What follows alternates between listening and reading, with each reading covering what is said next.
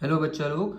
तो अब हम लोग मल्टी करेक्ट की तरफ जा रहे हैं और जेई एडवांस का पीवाईक्यू है ये केमिकल काइनेटिक्स का।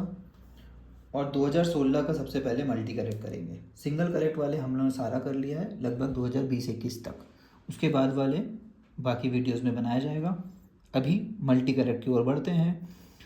तो एकदम पूरा पूरा एनसीईआरटी पे बेस्ड है ये। अगर कोई एनसीईआरटी का थ्योरी जाके पढ़ ले, एनसीईआरटी बुक खोल के देख ली तो सारा सही हो जाएगा। तो अकॉर्डिंग टू आर्हेनियस इक्वेशन क्या क्या सही है? A high activation energy usually implies a fast reaction. तो भैया एक्टिवेशन एनर्जी का फास्ट रिएक्शन से क्या रिलेशन है? तो अपने पास रिएक्शन फास्ट या स्लो के पे डिपेंड करता है, और के का एटलीस्ट एक इक्वेशन तो अपने पास था। कौन सा? L N K is equal to minus E A by R T plus L N A. अब ये बताइए, के और ई ए ऐसा लग रहा है डायरेक्टली प्रोपोर्शन है, बट इस भाई साहब को इग्नोर नहीं कर सकते हैं। ये कौन सा साइन है? Negative sign. तो ये क्या बना देता है? Inverse proportion. ठीक है, देखने में लग रहा है कि डायरेक्ट है, ई ए बढ़ेगा है ना, हाई एक्टिवेशन एनर्जी होगा तो रिएक्शन फास्ट होगा। सोचने में भी डिफिकल्ट नहीं लग रहा है? एक्टिवेशन एनर्जी ज़्यादा होगा तो कोई रिएक्शन होगा कैसे भाई? फास्ट तो दूर की बात है, होना ही मुश्किल होने लगेगा। ठीक है, तो इन्वर्स प्रोपोर्शन होता है। लो एक्टिवेशन एनर्जी है तो भैया रिएक्शन को मदद मिलेगा। बाकी इक्वेशन से भी मैथमेटिकल देख सकते हैं। सेकेंड स्टेटमेंट क्या है? रेट कांस्टेंट साहब इंक्रीज होते हैं टेम्परेचर से। बिल्कुल, देखने में ये इन्वर्स लग रहा है, के is inversely proportion to 1/t।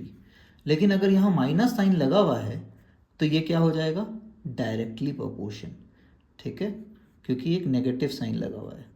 तो K is directly proportional to temperature, क्योंकि यहाँ -1/t है, यहाँ से 1/t नहीं है, क्या है? -1/t। क्लियर? तो ये सोचने का तरीका होना चाहिए। नेगेटिव साइन भी इन्वर्स ही बनाता है आपको। y इक्वल टू -x, मतलब x बढ़ेगा तो y घटेगा भाई, -x हो गया अब। ठीक है, तो rate constant increases with increase in temperature, सही बात है। Due to greater number of collision whose energy exceeds the activation. तो ठीक है, हम लोग को पता है ये पूरा टर्म क्या होता है। तो हम लोग को पता है कि ओरिजिनल इक्वेशन ये था,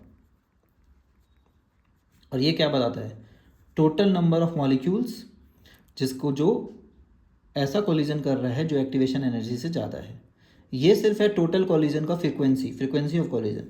ठीक है, इसमें ये नहीं पता चलता एक्टिवेशन एनर्जी ज़्यादा है कि नहीं। ये वाला टर्म होता है एक्टिवेशन एनर्जी से ज़्यादा है कि नहीं है। ठीक है, तो total number of due to greater number of collision whose energy exceeds the activation energy. तो ये हो गया ट्रू।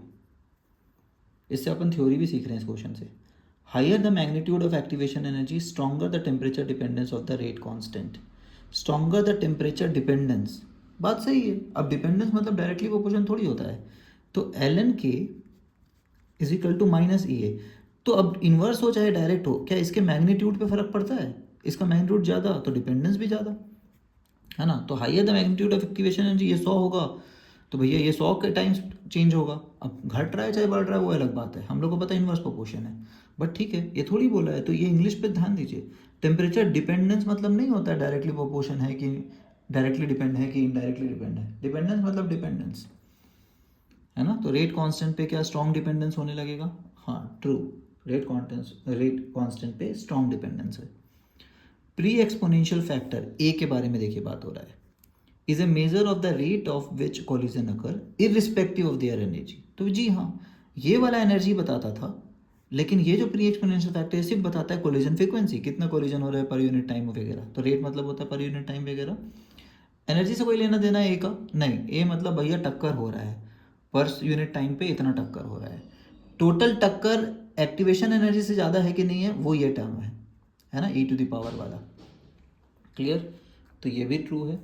तो हमारा आंसर जो बोलेंगे हम लोग बोलेंगे correct answer is B, C and D. Multiple correct, theory based.